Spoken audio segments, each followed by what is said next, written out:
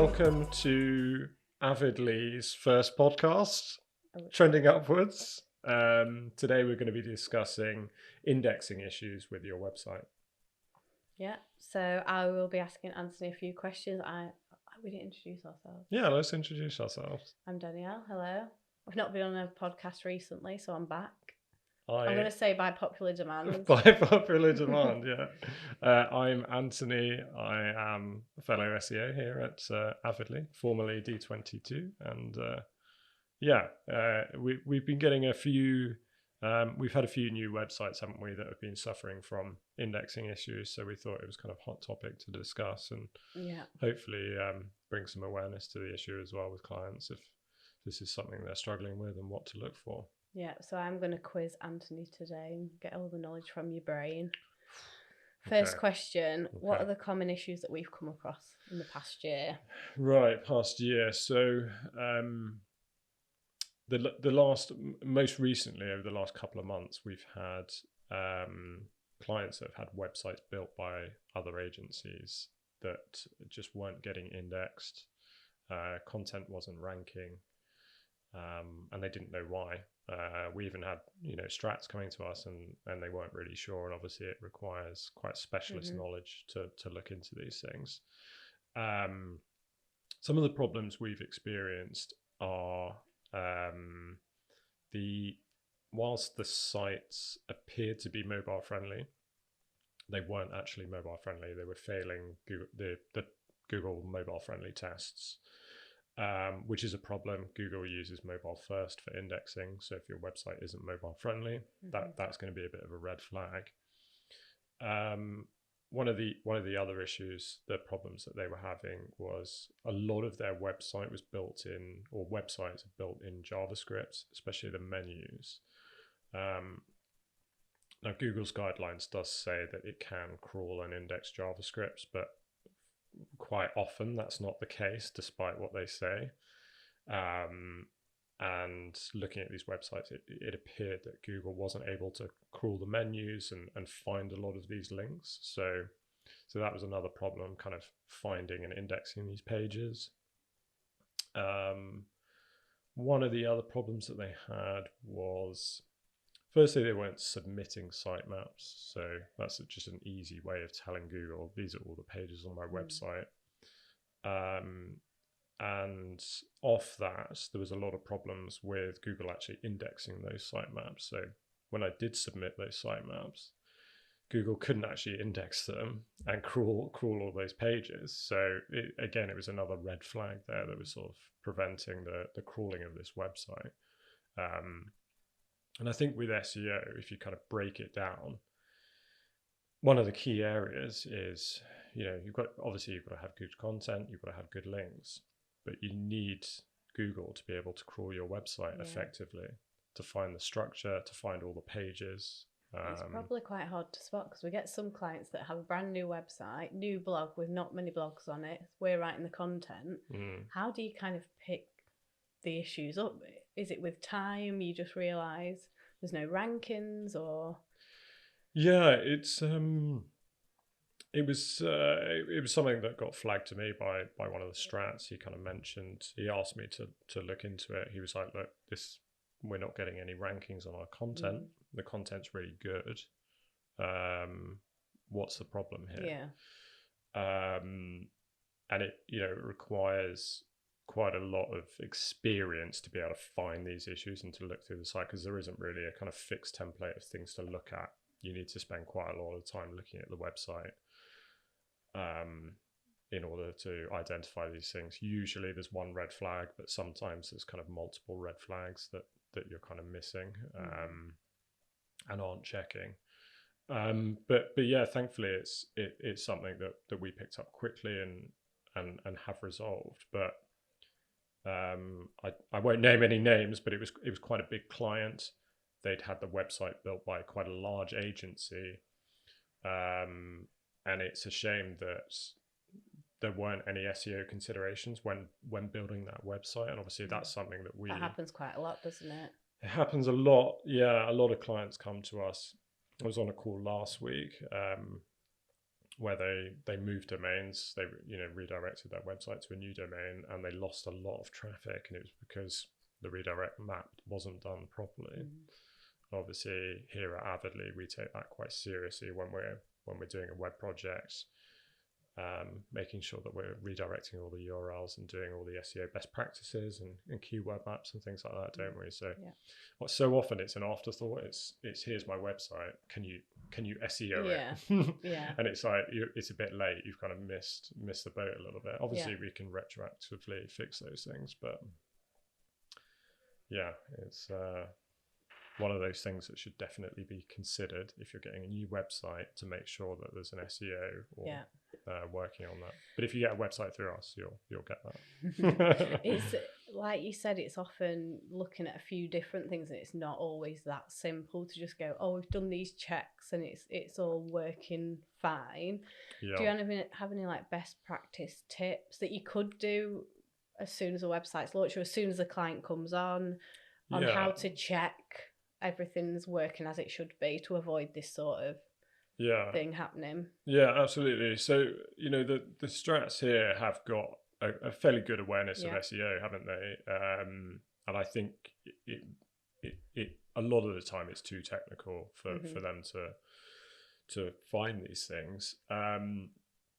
What I would look at is if you've got your Google Search Console set up, which most websites should, you can kind of check if pages are getting indexed, if you're getting impressions, if you're getting clicks and things like that on your content.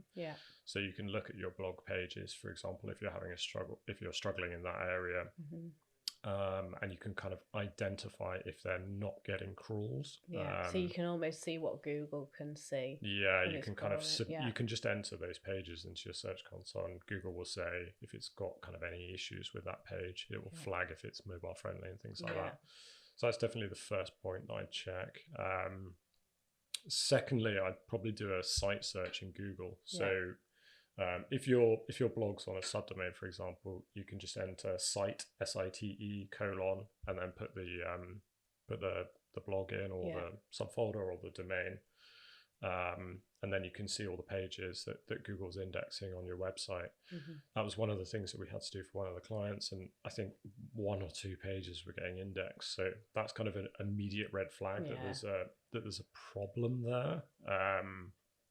So in most cases, you'll identify that there's a problem, but you might not know what's causing that. So that's kind of when you sort of probably need to come to an agency really and get a specialist that's got experience to really find out what the problem is, rather than just aimlessly kind of getting another website built or something like that. The investigation task can be quite tricky, can't they, and take a lot of time. It can be quite time intensive, but if you've already done a few of those checks, there's quite a lot of plugins that will help as well.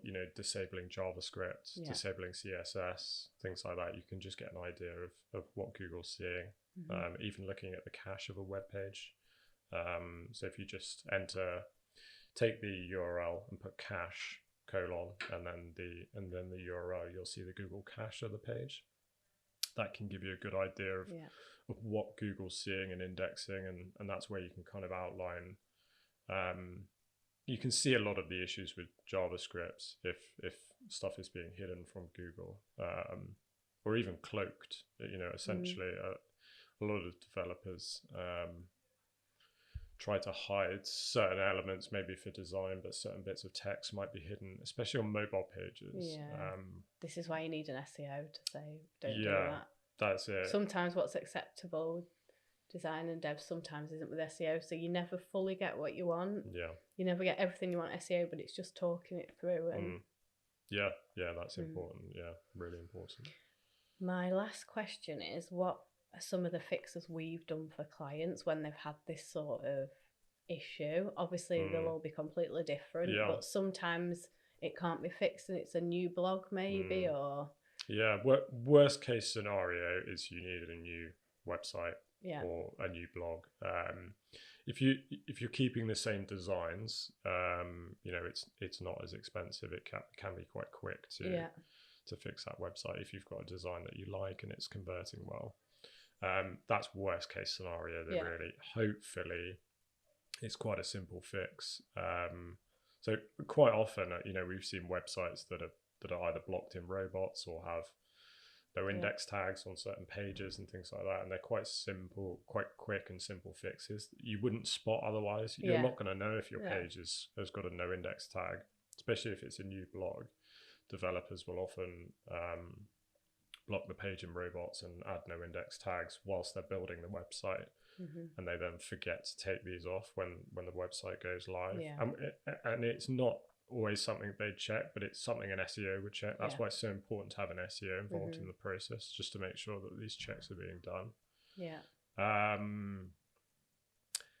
But yeah, I guess worst case scenario, you're going to have a new website. But a lot of it might be small tech fixes, editing the robots, editing the HTML tags and things like that on the page. It could be as simple as the internal linking is quite poor. How many internal links have you got pointing to these web pages? So one of the most important signals that Google takes is how many internal links does that page have, because it's a sign of importance. So if it doesn't have any internal links and it's just on the website, deep in the website, 4 or 5 clicks from the homepage, Google's not going to value that page because you don't value that page. So that can definitely help, driving some internal links to that page, as well as doing external link building. That's again, it's going to be just as important. So internal links, external links, that's definitely going to help get those pages ranking. And I guess you could even start looking at, the technical on-site of that page. Have you got the right meta titles, descriptions, H1s? I always think looking at the competitors page that you're not ranking against because they can't find you, but who the pages your competitors have got and seeing, is it genuinely better? And even if Google could see us, is it going to rank? It's a good starting point, isn't it? I suppose with the website, in the short term, it's probably a nightmare paying for a new build, but in the long term, it's going to be ranked in Google and people are going to see your content, so it's making all the hard work worthwhile, because if no one can see it, there's no point in it, I suppose. Absolutely. Unfortunately, in some cases there isn't a quick fix, and you do need to redesign it, but I definitely go back to that agency and kind of flag these issues with them before you move on and get something rebuilt, to see if there's any fixes that they can do. But it's something that's happening quite frequently recently with new clients that are coming on board. So I wouldn't have a job if they otherwise. So it won't get past you. They can carry on making mistakes. Some wise words from Anthony. That's great. Thank you. Thank you for joining the Avidly podcast, discussing indexing issues. And join us next time, where we'll be discussing the benefits of using an agency, or whether you should hire an in-house SEO. Thank you for listening.